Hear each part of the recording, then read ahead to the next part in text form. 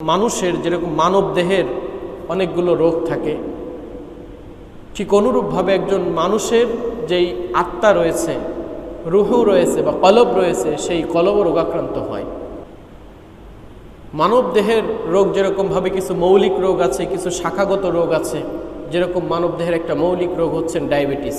Diabetes যদি কারোর হয় তাহলে সে ডায়াবেটিকের কারণে তার দাঁত নষ্ট হয়ে যায়, যৌন ক্ষমতা হারায়, কেটে গেলে সেই ক্ষতটা সারতে দেরি হয়। এরকম একটা ডায়াবেটিক মৌলিক রোগের কারণে মানবদেহের বিভিন্ন সমস্যার সৃষ্টি হয়। তো ওই মানুষটা যদি তার ডায়াবেটিক সারাইতে যে শাখাগত রোগের কাছে সে দাঁতের ডক্টর দেখায়, যৌন ক্ষমতা ফিরে পাওয়ার ডক্টর দেখায়, তো তার যথাযথ ট্রিটমেন্ট হবে না।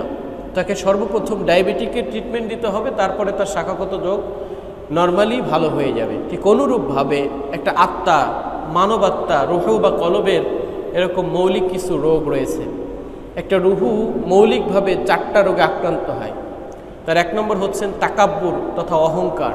একটা মানুষ যদি হিংসা তার ভিতরে পুষে রাখে তাহলে সে মারাত্মক লেভেলের ক্ষতিগ্রস্ত হবে। হিংসা দ্বারা না হিংসুকের রিজিক বাড়ে।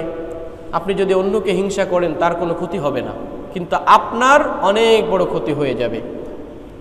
হিংসা দ্বারা না হিংসুকের রিজিক বাড়ে। আপনি যদি অন্যকে হিংসা করেন তার কোনো ক্ষতি হবে না, কিন্তু আপনার অনেক বড় ক্ষতি হয়ে যাবে। 2 নম্বরে শোহরত তথা পরিচিতির একটা চাহিদা মানুষের থাকে। আত্মার একটা চাহিদা হচ্ছেন সে সবার থেকে সবার কাছে পরিচিত হবে, ফেমাস হবে।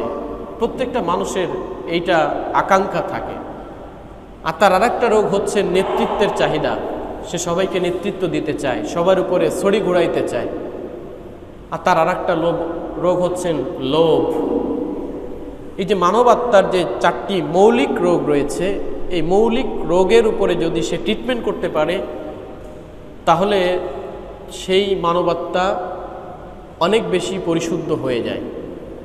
সম্মানিত উপস্থিতি, এজন্য এই যে 4টি রোগ কেন সৃষ্টি হয়, আমাদের যে মানব দেহে রয়েছে, এই মানব দেহের যে সৃষ্টির উপাদান রয়েছে, সায়েন্টিফিক মতে মানব দেহ সৃষ্টিরও 4টি উপাদান আছে। সেই 4টি উপাদান হচ্ছেন আগুন, বাতাস, পানি এবং মাটি। এই প্রত্যেকটা জিনিস তথা তাকাব্বুর, অহংকার, এটা আগুনের সাথে সিমিলার। শোহরত তথা পরিচিতি এটা বাতাসের সঙ্গে সম্পর্ক রাখে। নেতৃত্বের চাহিদা এটা পানির সাথে সম্পর্ক রাখে, এবং লোভ এটা মাটির সাথে সম্পৃক্ত রাখে। আমরা যদি সামনে একটু